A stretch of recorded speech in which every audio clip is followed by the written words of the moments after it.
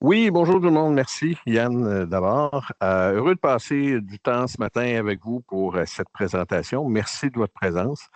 J'en profite aussi pour remercier mes collègues de chez Mika là, qui ont collaboré à la préparation de cette formation et qui ont permis la tenue de celle-ci. Votre collaboration est très, très précieuse.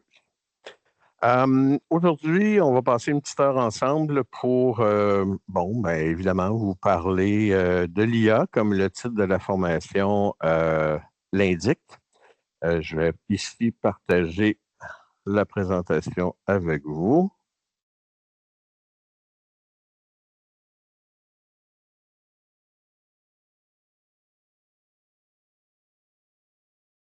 Alors, voilà.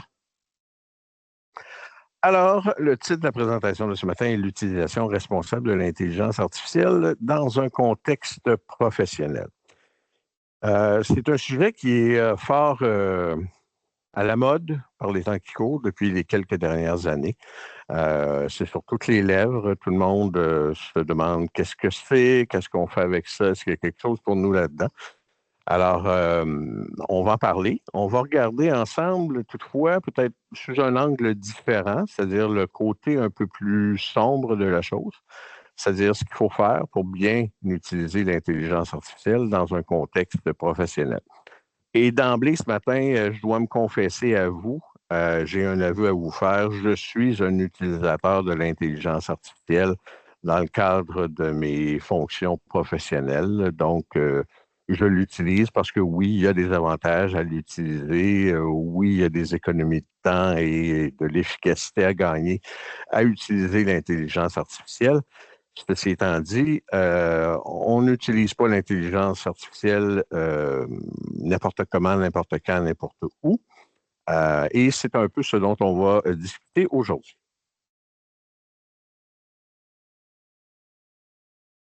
Alors, les objectifs de cette formation aujourd'hui, ben, c'est d'une part pour bien vous sensibiliser quant aux enjeux. Il y a différents enjeux en lien avec l'utilisation de l'intelligence artificielle dans le cadre de votre travail, entre autres des enjeux éthiques, des enjeux juridiques et des enjeux aussi de sécurité. On veut, par cette formation-là, c'est une initiative qui permet de développer une culture de prudence et de responsabilité en lien avec l'usage des systèmes d'intelligence artificielle que vous pourriez faire dans le cadre de vos fonctions. Et finalement, ben, on veut renforcer vos compétences à titre de professionnel. euh, Parce que si vous souhaitez intégrer, si ce n'est pas déjà fait, l'intelligence artificielle dans votre pratique, ben, il faut le faire de manière sécuritaire, conforme et éthique, parce qu'il y a des risques, il y a des enjeux, et c'est ce qu'on va mettre en évidence aujourd'hui. Alors, d'une part, ben, comme vous le savez, je ne vous l'apprendrai pas, là, la technologie est partout, partout, là, dans toutes les sphères de notre vie, tant dans notre vie personnelle que dans notre vie professionnelle. Ça évolue de façon extrêmement vite et plusieurs applications, particulièrement l'intelligence artificielle, peuvent nous simplifier la vie, là. Pour certains, l'intelligence artificielle, c'est devenu leur meilleur ami. Maintenant, si l'intelligence artificielle est mal utilisée, ça peut devenir votre pire ennemi. Et ça peut devenir aussi un véritable cauchemar si vous ne prenez pas les moyens nécessaires pour vous prémunir contre certains risques. Évidemment, vous comprenez que dans notre domaine, le domaine des services financiers, ben, plus on utilise et on conserve des renseignements personnels et confidentiels à l'égard de nous, à l'égard de nos employés, à l'égard des clients, ben, plus nos risques sont élevés quant à la possible divulgation d'informations via une intelligence artificielle. Alors, nous, on le sait que dans notre domaine, on détient beaucoup d'informations sensibles, mais on n'est pas les seuls à le savoir. Les malfaiteurs le savent aussi. Ce qui fait de nous des cibles de choix et sachant ça, euh, il est important de redoubler de prudence dans cette sphère-là. Puis dites-vous bien que si l'intelligence artificielle est pratique et utile pour vous, pour moi, pour plusieurs, elle l'est aussi pour les hackers qui s'en servent aussi de leur côté et eux aussi le savent. qu'à l'intérieur de l'intelligence artificielle, il pourrait malheureusement se retrouver des renseignements personnels qu'il pourrait tenter de subtiliser et d'utiliser. Vous le savez, dans le domaine des services financiers, on conserve beaucoup de renseignements sensibles et personnels à l'égard, entre autres, des clients. Vous n'avez qu'à penser au contenu d'une ouverture de compte en placement ou encore des formulaires que vous complétez en assurance de personne avec vos clients. Beaucoup d'informations sensibles s'y retrouvent. Et bien, la réglementation étant ce qu'elle est, on doit conserver cette information-là. Et évidemment, ça implique qu'on les conserve, ces informations, de façon sécuritaire. Puisque c'est le cas, bien, évidemment, vous avez compris, comme je le mentionnais, nous sommes des cibles de choix. Et les cybercriminels se tourneront tôt ou tard vers nous pour peut-être tenter d'exploiter certaines failles, d'où l'importance d'être prudent. La réglementation fait en sorte aussi que toute l'information confidentielle et les renseignements personnels que l'on détient à l'égard des clients doit être conservée de manière sécuritaire afin d'en assurer la confidentialité. Il est attendu de vous comme de nous de prendre les moyens nécessaires afin d'éviter de partager des renseignements personnels avec des tiers qui ne seraient pas autorisés à obtenir cette information-là.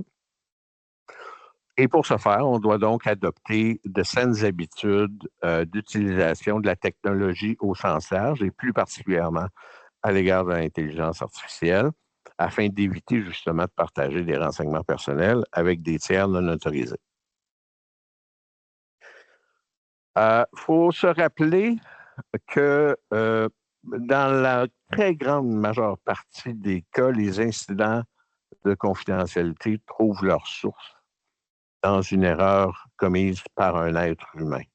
Alors, on a beau avoir les infrastructures de sécurité que l'on puisse avoir et mettre en place, dans la très grande majorité des cas, ça vient du fait qu'une personne a cliqué sur un lien sur lequel il ne devait pas cliquer ou a ouvert un document qu'il ne devait pas ouvrir. Alors, rappelez-vous de ça, là, malgré tous les avantages que les systèmes peuvent nous donner en termes de sécurité, le comportement humain est à la base de plusieurs cyberincidents.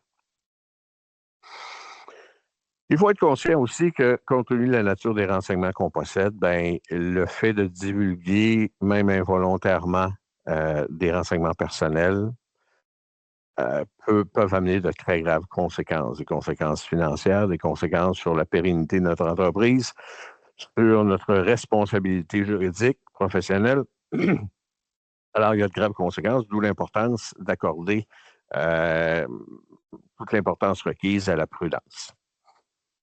Alors aujourd'hui, on va particulier. Il y a différents types d'intelligence artificielle. On n'abordera pas ensemble tous les types. Puis je ne suis pas un expert technologique en intelligence artificielle, mais on va principalement s'attarder à l'intelligence générative, c'est-à-dire celle qui a la capacité, à partir d'une base de données, de créer du contenu. Bon, créer du contenu entre guillemets, là, parce que essentiellement, ce que l'intelligence fait, c'est qu'elle prend l'information qu'elle a dans sa base de données pour rebrasser ça et créer quelque chose.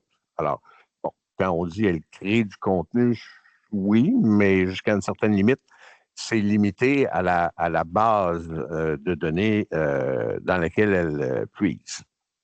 Alors, on en est rendu avec des intelligences artificielles maintenant qui créent du texte, qui créent des résumés de rencontres, qui créent de l'audio, de la vidéo, du code, des images de tout type. En ce qui nous concerne, évidemment, ben, on va peut-être plus utiliser l'intelligence artificielle générative qui va générer du texte principalement et faire des analyses aussi de différentes données. Évidemment, ça peut être très, très pratique, très utile, mais il faut y accorder l'importance nécessaire. Ça peut devenir une épée à double tranchant, en ce sens où d'un côté, l'utilisation de l'intelligence artificielle amène de l'efficacité et de l'efficience, mais d'autre part, ça vient avec des enjeux significatifs quant à différents risques inhérents dont on parle aujourd'hui. Euh, Il faut bien prendre en compte puis bien comprendre tous les défis et les risques que ça apporte l'utilisation de l'intelligence artificielle dans un contexte professionnel. Parce que puisque vous serez sensible à ça, votre comportement face à l'utilisation de l'intelligence artificielle sera teinté de cette préoccupation-là en tout temps. Donc, il faut être prudent. Et l'idée derrière, c'est d'atténuer les risques à leur minimum pour éviter quelques situations désagréables. Bon, bref, l'intelligence artificielle, écoutez, on va faire ça simple, là, c'est-à-dire, c'est une machine qui va puiser dans un bassin de données, d'informations de différentes sources. Et à partir de là, lorsqu'on va lui faire une requête, un prompt, on va la solliciter pour nous donner une réponse. Ben, elle ira puiser dans ce bassin-là de données. Alors évidemment, vous aurez compris que toutes les intelligences artificielles n'ont pas le même bassin de données, chacun a son propre bassin de données, ce qui fait en sorte que si vous posez la même question à deux intelligences artificielles différentes, ben, vous pourriez avoir des réponses différentes. Alors, bref, c'est ça. Puis aujourd'hui, comme je le mentionnais, on parle principalement de l'intelligence artificielle générative. Et là, pour générer du texte, vous aider à faire l'analyse de documents, générer par exemple aussi des différents rapports, des courriels, des rapports de rencontre. Euh, donc, je vous explique ici essentiellement un peu le processus dont je viens de vous parler par rapport à l'intelligence artificielle. C'est pas l'intelligence artificielle, c'est pas magique là, dans ce sens où ça part de quelque part, ça se base sur des données. Il faut être conscient du fait que les données, ben chacun a ses propres données. N'oubliez pas ça. Donc, dans ce contexte-là, ce qu'on veut faire avec vous aujourd'hui, c'est de vous donner des réflexes et de vous amener sur la piste de réflexion pour vous assurer de faire les bonnes choses. Donc, d'une part, ce qu'on vous dit et ce qu'on vous recommande de faire, avant d'utiliser une intelligence artificielle, vous devez faire des vérifications diligentes pour savoir quelle est cette intelligence artificielle-là. Quels sont les risques en lien avec l'utilisation de l'intelligence artificielle? Et vous devez d'abord identifier les risques qui se présentent à vous. Et puis, ben, probablement que vous allez me dire, ben, comment je fais ça, moi, avant d'utiliser telle ou telle intelligence artificielle? Quelles sont les questions que je pose? Ben, d'une part, puis on le verra plus en détail un petit peu plus loin, mais il est important de comprendre que vous devez savoir, bon, ben, les informations que je vais entrer dans l'intelligence artificielle, est-ce qu'elles sont conservées par l'intelligence artificielle? Si oui, pendant combien de temps? Est-ce qu'elles sont détruites après un certain laps de temps? Est-ce qu'elles serviront à alimenter, à entraîner l'intelligence artificielle? À quel endroit les données sont stockées? Est-ce que les données de l'intelligence artificielle que j'utilise sont stockées au Québec, au Canada, aux États-Unis ou dans un autre pays à travers le monde? Ce sont toutes des informations que vous devez posséder. Et non seulement vous devez faire ces vérifications-là, mais vous devez documenter votre démarche pour démontrer quelles sont les vérifications que vous avez faites, qu'est-ce que vous avez obtenu comme information et quelle a été votre décision.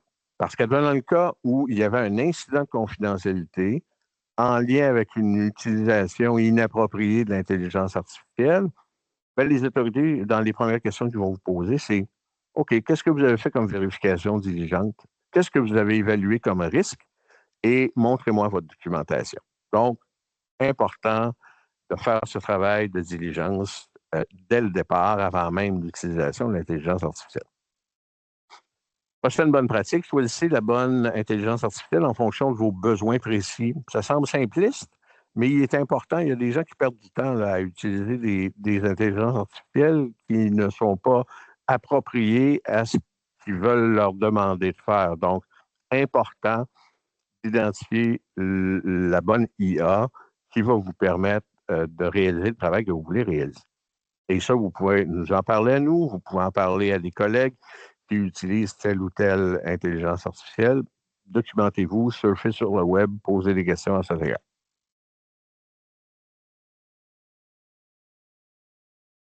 Troisième recommandation est l'une des plus importantes. Formez-vous sur l'intelligence artificielle. N'hésitez pas à. Je suis de ceux qui pensent que personne ne devrait utiliser un système d'intelligence artificielle sans avoir reçu une formation adaptée à cette intelligence-là, pour savoir comment ça fonctionne, quels sont les risques. Donc, formez-vous. Et si vous avez des employés, formez vos employés, que ce soit par l'intermédiaire de tiers que vous allez engager pour les former, pour que tout le monde soit bien conscient des risques liés à l'utilisation de l'intelligence artificielle. Et dans vos budgets annuels d'entreprise, prévoyez un budget de formation pour les gens. Parce qu'encore là, advenant un incident de confidentialité en lien avec l'utilisation de l'IA, ça sera parmi les premières questions qu'on vous posera, c'est-à-dire, vous êtes-vous formé? Avez-vous formé vos employés? Qu'est-ce que vous avez obtenu comme formation? Donc, c'est très, très, très, très important. Évitez d'utiliser les systèmes d'intelligence artificielle gratuits disponibles au grand public sur le web. Aujourd'hui, c'est facile d'aller sur le web et de trouver des intelligences artificielles disponibles, accessibles à tous. Mais évidemment, ça vient avec un côté sombre, cette affaire-là, hein. Alors, puisque c'est gratuit, on ne peut pas s'attendre à un degré de sécurité qui convient pour un usage professionnel, premièrement. Deuxièmement, vous ne savez pas où sont stockées les données nécessairement. Donc, si vous entrez de l'information qui est sensible dans des requêtes faites à l'intelligence artificielle, vous n'avez aucune idée. Vous perdez le contrôle sur les données. Alors, dans un contexte professionnel, ce que je vous dis, l'utilisation d'une intelligence artificielle gratuite ouverte au grand public est à proscrire. Euh, si vous pensez que ça coûte cher de payer pour un abonnement d'une intelligence artificielle, vous n'avez pas idée de ce que ça peut coûter de gérer un incident de confidentialité en lien avec l'utilisation d'une intelligence artificielle gratuite qui peut divulguer au grand public de l'information sensible par rapport à vous, par rapport à vos clients, par rapport à vos employés. Alors, il n'y a pas d'économie à faire dans un contexte professionnel. Il vaut la peine de payer pour une solution d'intelligence artificielle. Ceci étant, pour votre usage personnel, si vous recherchez des recettes de poulet aux olives, c'est correct. L'intelligence artificielle gratuite, là, ça va, ou d'obtenir les paroles d'une chanson, peu importe. Mais dans un contexte professionnel, c'est à proscrire. Donc, évidemment, optez pour un système d'intelligence payant. Si vous êtes dans un environnement Microsoft, vous avez Copilot. Si vous êtes avec Apple, vous avez autre chose. Bon, il y a différentes intelligences artificielles qui existent, qui sont payantes, qui peuvent vous donner un certain degré de confort quant à la sécurité des informations que vous allez entrer dans l'intelligence artificielle. Ceci étant, il n'est pas tout de souscrire puis de payer un abonnement, là. Il faut aussi s'assurer de paramétriser, de donner les bonnes configurations au système d'intelligence artificielle. Parce que vous voulez vous assurer de différents trucs. Parce que par défaut, ça arrive avec certains paramètres de base, certaines configurations de base. Par contre, vu notre domaine, vu qu'on est susceptible, peut-être même par erreur, d'inscrire des informations sensibles, des renseignements sensibles ou des renseignements personnels à l'intérieur d'une intelligence artificielle, ben, il faut s'assurer d'un très minimum, d'une sécurité minimum. Alors, donc, d'une part, vous pourrez paramétriser en configurant là, l'intelligence artificielle choisie pour vous assurer que, ben, par exemple, l'intelligence ne conserve pas les données, les documents sensibles que vous pourriez déposer à l'intérieur de l'intelligence artificielle. Ou si elle le fait, ben, qu'elle le fasse sur une très courte période pour éviter qu'elle conserve l'information qui lui est donnée. On peut aussi, dans ces cas-là, lorsqu'on paye pour un abonnement, ben, s'assurer que les données qu'on va fournir à l'intelligence artificielle ne soient pas utilisées pour entraîner l'intelligence artificielle. Parce que ce que vous ne voulez pas, c'est que des informations sensibles vous concernant ou concernant vos clients se retrouvent dans une base de données qui servira à répondre à d'autres utilisateurs. Comprenez? Alors, d'où cette importance-là. Évidemment aussi, s'assurer que lorsque l'information est transmise à l'intelligence artificielle, bien, que l'information est encryptée. Donc, il y a un chiffrement de données, tant en mode transmission qu'en mode stockage, pour veiller à la protection justement des informations.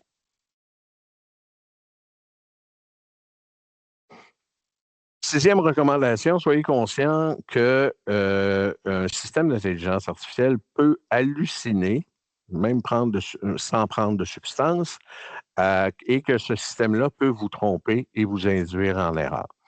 Je me plais à dire souvent que peu importe l'intelligence artificielle qu'on utilise, l'intelligence artificielle est un menteur professionnel. En ce sens où ne vous donnera pas parfois des informations qui sont exactes, mais parce que l'intelligence artificielle vous le présente d'une façon plausible, que l'emballage est bien. Parfois, la substance de l'information qu'on retire de l'intelligence artificielle est tout à fait erronée. Donc, ce qui fait en sorte qu'en étant conscient du fait qu'une intelligence artificielle peut vous donner de la mauvaise information, puis si elle ne trouve pas l'information, elle peut en halluciner, en inventer. Sachant ça, ça vous indique toute l'importance de vérifier les sources, de vérifier l'information nous provient de où. Si on fait référence à un ouvrage quelconque, d'aller voir l'ouvrage. C'est ce que l'ouvrage dit. Donc, soyez conscient de ça. Prenez pas pour du cash, en bon québécois, tout ce que l'intelligence artificielle peut vous donner. Parce que si vous prenez ce que l'intelligence artificielle vous donne et que vous partez de là pour faire, par exemple, une recommandation à un client, ben, si la donnée de base est faussée et erronée, vous faites une mauvaise recommandation et c'est générateur de votre responsabilité professionnelle, ou plainte, poursuite, bon, tout ce que vous voudrez. Donc, l'importance de vérifier vos sources. 7. Reviser, vérifier le contenu généré par l'IA. Jamais faire confiance aveuglément au contenu qui est généré par un système d'intelligence artificielle, premièrement. Deuxièmement, le contenu généré par l'IA peut être inexact, trompeur, entièrement fabriqué ou peut contenir du matériel protégé par des droits d'auteur. Et sur les droits d'auteur, ben, je peux vous donner par exemple un exemple. Si vous demandez à une intelligence artificielle de vous créer un logo pour votre entreprise, donc vous générez une image, ben, si dans la base de données dans laquelle l'intelligence artificielle s'abreuve, ils vont chercher de l'information, puis que finalement, l'intelligence vous génère un logo qui peut ressembler à un autre logo d'une entreprise, lequel logo est protégé par une marque de commerce. Ben, vous êtes susceptible de faire face à des enjeux juridiques en lien avec ça. Donc, soyez prudent. Euh, pour prendre des décisions, bien évidemment, vous l'aurez compris, votre rôle de professionnel, particulièrement dans le cadre de votre travail, on ne peut pas faire aveuglément confiance à l'intelligence et votre raisonnement humain, votre réflexion, votre sensibilité doit vous guider dans vos décisions et ne jamais s'en remettre entièrement à ce que l'intelligence artificielle pourrait vous sortir comme recommandation. Évidemment que si à partir d'un contenu généré par l'intelligence artificielle, vous faites une recommandation et que ça constitue être une erreur, ben encore là, vous êtes susceptible de faire face à différents recours. Et chose hyper importante, vous êtes, à titre de professionnel, responsable de tout contenu que vous utilisez, publiez ou partagez, ce qui inclut du matériel généré par l'intelligence artificielle. À partir du moment où vous utilisez ce que l'intelligence artificielle vous donne, vous en devenez seul responsable.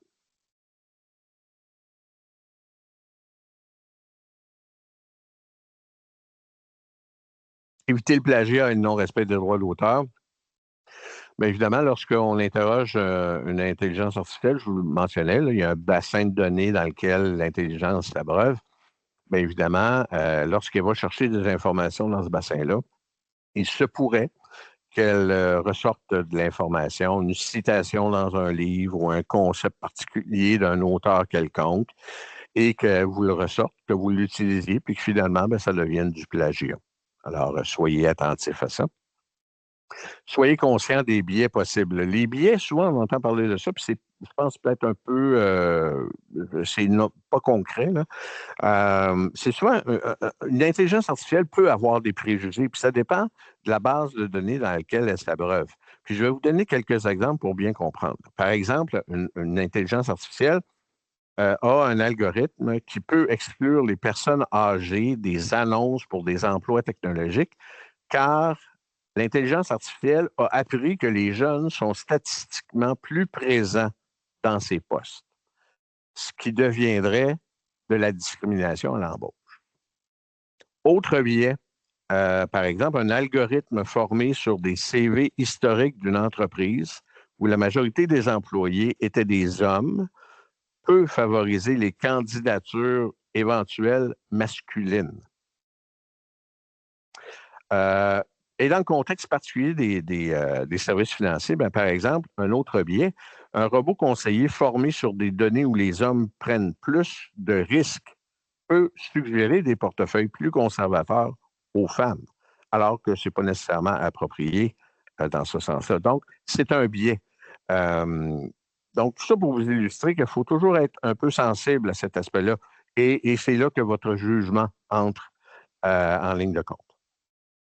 Soyez conscient qu'il y a des limites hein, au système d'intelligence artificielle. D'une part, prenez pour acquis que l'intelligence artificielle n'est pas parfaite, loin de là. Souvent, il lui manque du contexte, il manque de bon sens, d'exactitude, de fiabilité, de créativité. Et un des plus grands facteurs, qui est le facteur d'humanisation, l'émotion. Évidemment, c'est une machine, là, elle doit être intelligente artificiellement, là, elle n'a pas d'émotion. Donc, dans votre travail, une grande partie de votre travail, c'est de l'émotion. Donc, gardez ça à l'esprit.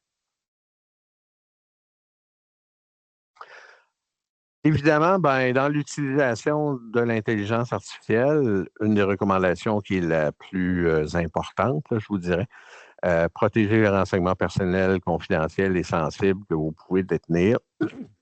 Quant à vous, quant à vos employés, quant à vos partenaires, quant à vos clients. Alors, lorsque vient le temps, par exemple, d'interroger une intelligence artificielle, même si elle est payante dans la mesure du possible, ben, il est préférable d'utiliser des données qui sont fictives, des données anonymisées. On remplace des noms, on ne met pas de nom, Monsieur X, Madame Y, pour éviter toute fuite de renseignements personnels possible. Et bien évidemment, de par vos obligations réglementaires, vous avez l'obligation de vous assurer de préserver la confidentialité des renseignements que vous détenez à l'égard de vos clients. Donc, vous devez respecter cette obligation-là de confidentialité et toujours avoir à l'esprit cette inquiétude, je dirais, par rapport à l'utilisation de renseignements personnels à l'intérieur d'une IA. Faites attention à la dépendance technologique. Plusieurs utilisent l'intelligence artificielle, puis depuis qu'ils l'utilisent, ben, ils vont nous dire, moi, à chaque fois, moi, j'ai une question, j'interroge l'intelligence artificielle. Ça peut développer une certaine paresse intellectuelle. Là. On peut être porté peut-être à ce moment-là à laisser toujours aller l'intelligence artificielle, puis prendre pour du cash que l'intelligence artificielle. Voyez-le comme un outil, là, l'intelligence artificielle. Voyez-le comme un stagiaire qui va vous ramener de l'information, mais que vous devez vérifier pour éviter de développer une certaine paresse là, en lien avec votre capacité d'analyse de vos dossiers. Soyez vigilants face aux cybermenaces. Comme je vous le mentionnais, les malfaiteurs savent ou pensent savoir qu'il est possible pour eux d'exploiter certaines failles de différentes intelligences artificielles pour pouvoir accéder à des renseignements personnels. Et un des éléments les plus importants, l'utilisation de l'IA ne doit pas contribuer à la déresponsabilisation de l'utilisateur. C'est-à-dire, si vous utilisez ce que génère l'intelligence artificielle pour vous en servir dans le cadre de vos relations avec vos clients, par exemple, sans faire d'analyse, sans vérifier les sources, donc prendre pour du cash simplement, puis lui fournir une information qui est erronée, vous en êtes le seul responsable. Et mauvaise nouvelle pour ceux et celles qui ont des employés. Si vos employés utilisent l'intelligence artificielle et que eux aussi, de leur côté, fournissent de l'information qui est erronée, qui a été générée par l'intelligence artificielle, vous en devenez responsable. Alors, jamais vous ne pourrez vous défendre dans le cadre d'une plainte ou d'une poursuite devant les tribunaux en disant, ben finalement, j'ai fourni cette information-là, c'est à cause de l'intelligence artificielle un tel qui m'a donné cette réponse-là. Vous ne pourrez pas dire, ouais, c'est de la faute à Microsoft ou c'est de la faute à Google ou c'est de la faute à Apple. Vous ne pourrez pas dire non plus, ben finalement, c'est de la faute à Mika parce que Mika nous dit d'utiliser, par exemple, cette intelligence artificielle-là. Oubliez ça. Vous en devenez le seul et unique responsable. Et il est important que vous sensibilisiez donc vos employés et les collaborateurs avec lesquels vous faites affaire pour qu'ils soient conscients de cet aspect-là. Et dernière bonne pratique à vous proposer, bien évidemment, si pour une raison ou pour une autre, dans le cadre de l'utilisation de l'IA, vous détectez un incident de sécurité, c'est-à-dire que par mégarde, vous avez, par exemple, vous pensez qu'il y a des renseignements personnels sensibles ont été fournis à une IA qui vous donne pas une sécurité là, importante par rapport à la protection des données. Ben, tout incident, puisque nous sommes liés, vous devez nous en informer et on pourra vous guider dans le processus par la suite. Et je vous donne l'adresse à laquelle vous pourrez écrire. Bon, alors là, vous allez me dire, c'est bien beau tout ça, là, mais comment on fait? On part de où pour savoir qu'est-ce que l'IA fait, comment elle conserve mes données et tout ça? Alors, je vous ai préparé une petite liste de questions. Vous pourrez faire du copier-coller là-dessus.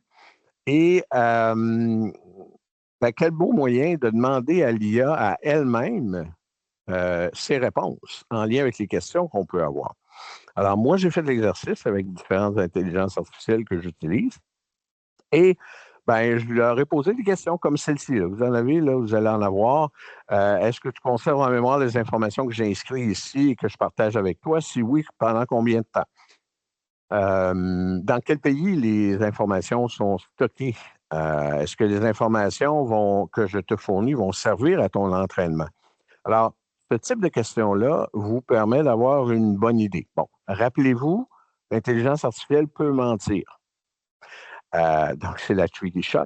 Mais ceci dit, l'information qui va vous ressortir est quand même assez exacte. Ça vous permettra après ça d'aller consulter les sources officielles, là, puis l'intelligence artificielle peut même vous amener dans les politiques de l'intelligence artificielle en lien avec les questions que vous avez posées. Donc, ce type de questions-là, faites des copier-coller, testez-le, voyez qu'est-ce qu'il y en est et vous allez déjà avoir une meilleure idée de ce que fait l'intelligence artificielle et des risques auxquels elle vous expose. J'ai cru important de partager avec vous aussi quelques faits, des études, des statistiques là, sur différents trucs pour essentiellement vous démontrer que ce que je vous dis ce matin, c'est pas de la science-fiction. Il y a une étude qui a été menée assez récemment et le but était d'établir quelle était la fiabilité des citations que les intelligences artificielles pouvaient donner lorsqu'on les interrogeait. Alors, ils ont fait un test avec les 8 plus populaires, dont entre autres le ChatGPT, Perplexity, Gemini, Copilot et d'autres. Et puis, ils en viennent à la conclusion finalement que le taux d'erreur moyen est supérieur à 60. Alors, quand je vous mentionnais tout à l'heure, puis cette étude-là est disponible en ligne, euh, quand je vous disais tout à l'heure que vérifiez vos sources parce qu'elle peut vous mentir ou inventer de l'information ou donner des fausses informations, c'est une belle représentation. Il y a aussi une enquête qui a été menée auprès de 48 000 personnes dans 47 pays assez récemment pour couvrir toutes les régions géographiques là, du globe. Et ils ont posé des questions à des groupes de professionnels. Et il en est ressorti que l'intelligence artificielle a été utilisée par 58 des employés et que 70 d'entre eux ont recours à des outils publics gratuits. Alors, probablement que dans vos organisations, vous avez des gens qui utilisent des intelligences artificielles publiques gratuites. Ouais, et dans ces cas-là, ben, l'entreprise pour laquelle ils travaillaient leur offrait des solutions d'intelligence artificielle, mais malgré ça, ils utilisaient pour des fins professionnels des solutions publiques gratuites.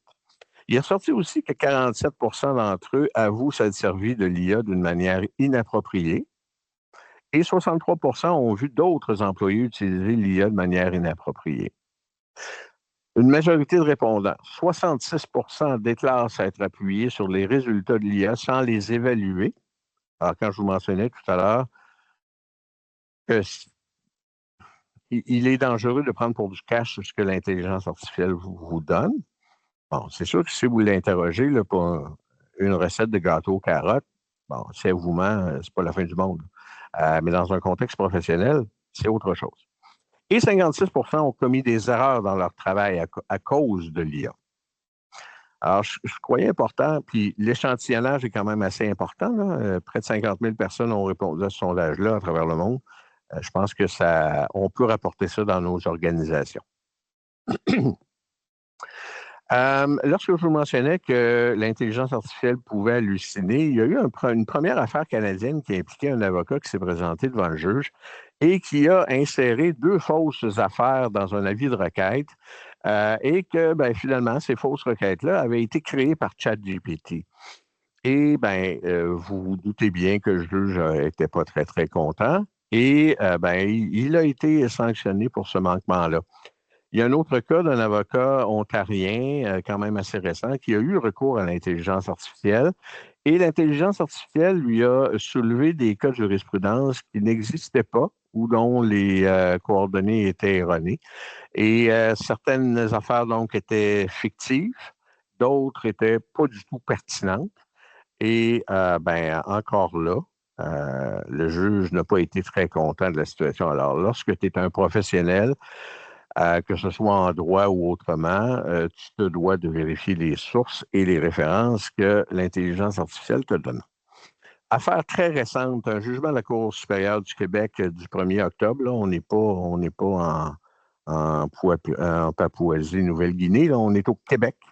Une décision Spectre Aviation contre la PRAD. La PRAD, de son côté, s'est servi de l'intelligence artificielle pour bâtir une contestation. Et ben, cette contestation-là renfermait plusieurs précédents jurisprudentiels ou des citations d'autorités inexistantes. Et ça, ben, ça lui provenait de l'IA. Bref, encore là, la juge n'a pas été très, très heureuse de la situation et elle l'a condamné à 5 000 en dommages punitifs et exemplaires. Donc, il y a des conséquences à l'utilisation de l'intelligence artificielle. Ramenez ça dans votre pratique. Soyez prudent. Est-ce qu'on utilise l'intelligence artificielle sans le savoir? La réponse est oui. Depuis un certain temps maintenant, on se rend compte, si vous interrogez Google, ben, souvent le premier résultat de recherche, c'est une synthèse de l'information qui tend à répondre à votre question. De telle sorte que ben, c'est de l'intelligence artificielle. Donc, il faut être conscient de ça. Autrefois, les moteurs de recherche, on mettait des mots-clés, puis bon, ça nous sortait des références, des sources, on accédait à la source, à la référence. Là, maintenant, la synthèse va vous créer un texte résumé et encore là, d'où l'importance de vérifier les sources. Euh, Évidemment, ça amène une certaine simplicité, hein, c'est facile. On regarde ce que Gemini nous donne comme réponse, puis on se fait une idée par rapport à ça, puis c'est tout. Sauf que faut être conscient du fait que tout ce que vous allez inscrire dans la barre de recherche, par exemple, de Gemini, de Google, ben, si vous insérez des renseignements personnels là-dedans, c'est parti. Vous perdez le contrôle de cette information-là et ça va servir à alimenter et à entraîner l'intelligence artificielle. Donc, il est prudent que vous soyez conscient de ça, mais il est aussi prudent que vos employés soient conscients de ça. Hum, ben, évidemment, dans un contexte de services financiers où on manipule beaucoup l'information sensible, cette vigilance-là est absolument cruciale. Vous devez vous assurer de mettre les remparts nécessaires pour vous assurer qu'il n'y ait pas justement de fuite comme celle-là. Puis je vous ai mis euh, deux, euh, deux articles là, parus dans les médias en lien avec, en lien avec cette situation-là qu'on utilise maintenant plus qu'on le pense, l'intelligence artificielle. Il y a plusieurs questions qui nous ont été posées et puis on a pensé intéressant de pouvoir les partager avec vous. D'une part, est-ce que je peux utiliser les IA servant à enregistrer des rencontres virtuelles avec les clients ou qui servent à générer des notes ou un résumé quelconque? Bon, je ne peux pas vous répondre. En ce sens où, avant de se poser cette question-là, il faut se poser certaines autres questions préliminaires, puis on vient d'en parler, comme entre autres, qu'est-ce qu'il en est de la sécurité et de la confidentialité des informations qu'on va aller inscrire dans l'intelligence artificielle? Est-ce que le client, parce que de toute évidence, si vous avez une rencontre virtuelle avec un client, il est susceptible d'avoir du partage d'informations, des renseignements confidentiels. Alors, est-ce que le client a été avisé que la séance est enregistrée, que l'intelligence artificielle va faire un résumé de tout ça? Où sont stockées les données de cette intelligence artificielle-là? Est-ce que les données dont elle va s'abreuver sont conservées indéfiniment? Et est-ce qu'elles serviront à entraîner l'intelligence artificielle? Ça, pour vous dire qu'il n'y a pas de réponse simple. Il faut prendre le temps de faire notre diligence, nos vérifications diligentes et de documenter le processus. Est-ce qu'il existe des listes d'IA génératives préapprouvées par Mika? Nous, de notre côté, nous utilisons Copilot dans la version intégrée dans nos systèmes, donc qui assure un certain degré de sécurité. Évidemment, on vous en met là. Ce sont toutes, si vous l'avez remarqué, des versions payantes. Pourquoi? Ben, ça nous assure une meilleure sécurité et ça fait aussi en sorte qu'on peut paramétriser, configurer certains trucs à l'arrière pour faire en sorte de protéger les renseignements personnels si jamais on l'utilise. Puis chose importante, ben, si vous utilisez Microsoft, il y a une version déjà intégrée là, qui vient avec, ben, il y a peut-être du raffinement à faire, mais l'important, c'est que quand vous utilisez Microsoft, que Microsoft ait le bon paramètre géographique pour vous, c'est-à-dire que Microsoft doit vous situer au Canada et pas ailleurs, parce que ça met en place certains paramètres, si vous voulez, par défaut, en lien avec le Canada. Donc, chose importante à savoir. Donc, vous devez retenir que pour toute IA générative que vous entendez utiliser dans le cadre de vos activités professionnelles, vous devriez communiquer avec nous pour savoir qu'est-ce qu'il y en est de cette intelligence artificielle-là. Est-ce que ça représente des risques? On pourra à ce moment-là tenter de vous guider puis peut-être de vous proposer des alternatives. Vous pouvez retenir une règle du pouce, c'est-à-dire que si actuellement vous utilisez une intelligence artificielle qui est accessible au grand public, qui est gratuite, il est très fort possible que ça ne respecte pas les exigences de sécurité minimales nécessaires dans le cadre de votre pratique professionnelle. Euh, Vous devez retenir aussi qu'il y a plusieurs attentes à votre égard. Il y a des attentes de la part des régulateurs du domaine des services financiers au sens large quant à la protection de la confidentialité, mais l'utilisation de l'intelligence artificielle aussi est en lien avec ça. Alors, les autorités, de plus en plus, eux aussi, sont sensibles à cette question-là. Ils sont interpellés et donc portent un regard un peu... ils veulent s'assurer que les gens soient prudents et qu'ils fassent les bonnes choses. Alors, soyez conscients que autant l'autorité que l'OCRI, que la CSF, de leur côté, ont une sensibilité à cette question-là. La Commission d'accès à l'information aussi, Pour ce qui est de l'entreprise que vous menez, vous avez des obligations au niveau de la confidentialité de vous assurer que jamais des renseignements personnels confidentiels soient partagés avec des tiers qui ne seraient pas autorisés à avoir cette information-là. Nous aussi, nous avons des attentes à votre égard. C'est-à-dire que nous attendons que de votre côté, que vous ayez adopté les plus hauts standards possibles de sécurité et de protection des renseignements personnels, que vous fassiez vos devoirs de vérification diligente et surtout que vous soyez sensibilisés et bien formés, incluant votre personnel, quant aux risques relatifs à l'utilisation de l'intelligence artificielle. Il y a aussi vos partenaires qui peuvent avoir des attentes à votre égard. Par exemple, les compagnies d'assurance avec lesquelles vous avez signé des ententes de distribution. S'il venait à leurs oreilles qu'un jour, il y a un incident de confidentialité qui est lié avec l'utilisation de l'intelligence artificielle par laquelle il y a eu une divulgation de renseignements personnels, ben, la compagnie d'assurance, de son côté, pourrait décider que vous constituez un risque et pourrait aller jusqu'à décider de terminer l'entente de distribution. Votre assureur responsabilité ou assurance cyber, ben, de leur côté, encore là, advenant un incident de confidentialité, je vous le mentionnais tout à l'heure, si jamais l'assureur vous pose la question, qu'est-ce que vous avez fait comme diligence? Comment vous vous êtes assuré que les informations étaient protégées et sécurisées? Et vous n'êtes pas en mesure d'établir ce que vous avez fait, ben, ça pourrait aller aussi loin que l'assureur décide de ne pas vous couvrir pour un incident de confidentialité. Donc, vous devez retenir que, évidemment, dans le contexte actuel, MICA a certaines attentes à votre égard et que l'on souhaite que le respect des bonnes pratiques s'applique partout dans notre réseau, que vous fassiez le nécessaire aussi pour atténuer les risques liés à l'utilisation de l'intelligence artificielle et que vous fassiez preuve de discernement, de jugement et d'esprit critique dans l'utilisation de l'intelligence artificielle. Oui, l'intelligence artificielle, c'est un bon outil pour soutenir votre travail, mais retenez que ça ne remplace jamais et ça ne remplacera jamais votre expertise que vous avez développée comme humain et l'expérience que vous avez acquise au fil du temps.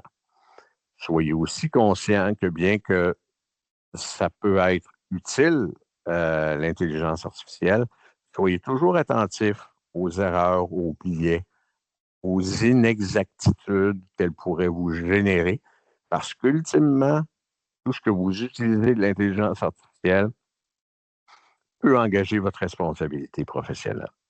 Et si vous voulez avoir un petit peu plus de détails par rapport aux bonnes pratiques dont on s'est parlé, vous avez le lien, le document, il y a un document qui est disponible sur l'extranet chez nous.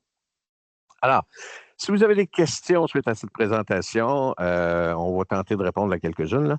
Mais si vous avez des questions, si vous avez des questions plus techniques là, en lien avec l'intelligence artificielle, ben, adressez-vous à l'adresse de support. Et si vous avez des questions, disons, plus déontologiques, éthiques, en lien avec la réglementation et votre responsabilité professionnelle, vous pouvez adresser vos questions à conformité@micasf.com. Alors, on en s'est rendu à la période de questions. Yes. Fait qu'on va commencer ça. Donc, on nous a posé des questions tout au fil de la présentation. La première ici, tu y as déjà un petit peu répondu, là, Yvan, vers la fin, mais qu'en est-il de copilote avec les services informatiques de Mika? Oui, ben, si vous adhérez à la solution là, qu'on propose, et c'est-à-dire donc que vous avez votre copilote intégré à l'intérieur de votre engin qui est Microsoft, là, on peut dire qu'on est assuré d'un degré de sécurité et de confort nécessaire. Maintenant, ceci dit, ce n'est pas une raison non plus pour inscrire à outrance des renseignements personnels à l'intérieur de l'intelligence artificielle. Comprenez? Donc, il faut s'assurer quand même d'un respect. Puis quand puis plus souvent qu'autrement, c'est pas nécessaire, là, ben, on n'inscrit pas de renseignements personnels en lien avec notre clientèle ou même nos employés là, à l'intérieur d'un Copilot, même dans ce contexte-là. Parfait. Notre deuxième question, c'est comment trouver les intelligences artificielles non gratuites? Est-ce qu'il existe une base quelque part? Ben, en fait, parler avec nos gens de support, chez nous, il n'existe pas, ben, ils sont connus, là, je veux dire, chacun, toutes les intelligences artificielles là, que vous retrouvez gratuites sur le web, pas toutes, là, mais en tout cas la plupart, les plus importantes, offrent aussi une version payante. Alors, donc, c'est de voir à ce moment-là qu'est-ce qu'il y en est, puis peut-être que les gens de support là, chez nous pourraient vous le dire. Parfait. Bon, la troisième question ici, je pense que tu vas l'aimer, Yvan. Est-ce que Maître Morin a une intelligence artificielle préférée? Non. En fait, j'utilise spécifiquement, j'utilise deux intelligences artificielles. La première étant Copilot intégré là, à l'intérieur de nos systèmes. Et l'autre, qui est une intelligence artificielle vraiment ciblée juridique là, qui s'adresse aux avocats, dont la base de données dans laquelle elle pige euh, est constituée de vraies décisions puis de vrais ouvrages juridiques et qui ne s'abreuvent pas du web. Euh, donc, essentiellement, ce sont les deux que j'utilise, mais ça, c'est pour mon besoin à moi. Euh, donc, j'ai pas de préférence de mon côté pour ce qui est du reste là. Je pensais que tu allais dire que tu allais préférer celle-là qui disait que tu avais des beaux yeux le matin, tu sais, ou... J'en ai essayé, puis personne m'a répondu ça. Ah, il faut continuer d'essayer, peut-être avec les intelligences artificielles payantes. Fait que, quatrième question. Donc, à part les notions de sécurité, on comprend que les versions payantes des SIA donnent un meilleur pourcentage de réponses exactes. Non, pas nécessairement. Pas nécessairement.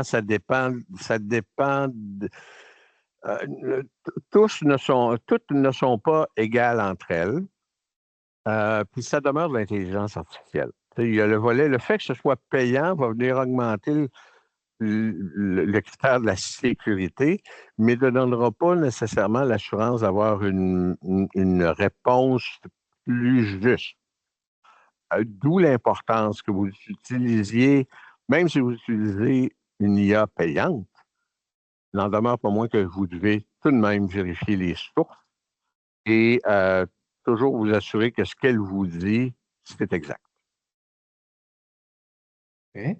La prochaine question, on nous demande si, admettons une fuite de données chez Microsoft même, est-ce que c'est possible de récupérer et ou détruire les données qu'on a fournies avec Copilot, en supposant qu'on utilise Office 365 Pro configuré par Mika?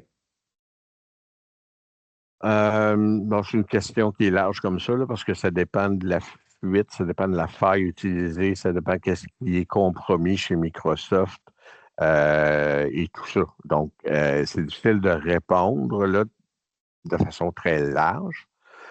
Euh, idéalement, l'idée, c'est que bon, personne n'est à l'abri d'une situation comme, par exemple, celle-là.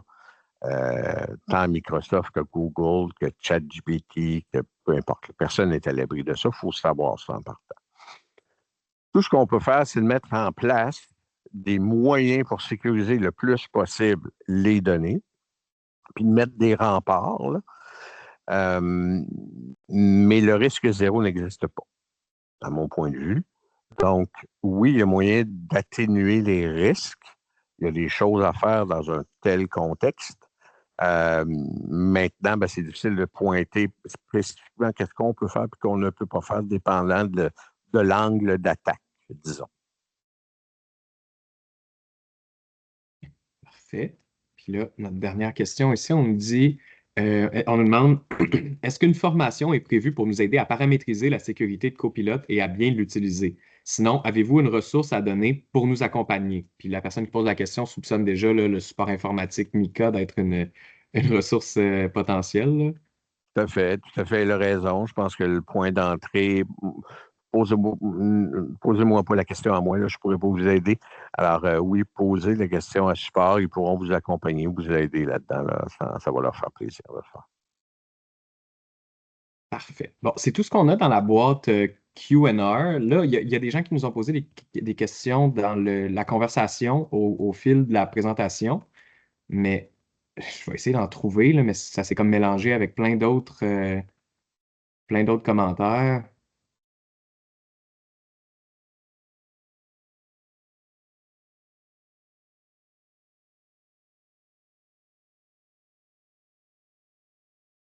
J'aurais dû me créer un onglet Word en les copiant puis en les collant, là, avoir su. Oh, il y a des gens qui semblent avoir de la difficulté avec le scan du FC. Ouais, tout le monde, le lien pour le sondage pour l'UFC est dans l'onglet conversation. Vous avez juste à aller cliquer dessus pour répondre. Bon, fait que Maître Morin, ça semble être tout pour aujourd'hui. Ben, ça m'a fait plaisir. Merci de votre intérêt. Merci pour cette occasion-là. Et si ben, vous pouvez, si vous voulez poursuivre la conversation en lien avec l'intelligence artificielle, dans la mesure du possible, ben, tournez-vous vers nous. Ça nous fera plaisir d'essayer de répondre à vos questions. Bonne Fantastique. On journée va à mettre. tous et toutes. Merci beaucoup. Merci, On va bye. mettre les coordonnées de Maître Morin dans la conversation. Fait que ceux qui tiennent encore à poser des questions, vous allez pouvoir le faire directement par courriel